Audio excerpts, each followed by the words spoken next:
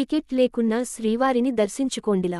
కొంతమందికి అప్పటికప్పుడు తిరుమల శ్రీవారిని దర్శించుకోవాలనిపిస్తుంది. సాధారణంగా 2-3 నెలల ముందే దర్శనానికి టికెట్లు బుక్ చేసుకుంటారు. బుక్ చేసుకోని వారి కోసం టీటీడీ గత కొన్నేళ్లుగా టైమ్ స్లాటెడ్ సర్వదర్శనం (SSD) విధానాన్ని అమలు చేస్తోంది. రోజూ ఉదయం 3 గంటలకు తిరుపతిలోని విష్ణు నివాసం, శ్రీనివాసం కాంప్లెక్స్, భూదేవి కాంప్లెక్స్ వద్ద టికెట్లు ఇస్తారు. వీటిని తీసుకొని ఆ టైంలో వెళ్లొచ్చు.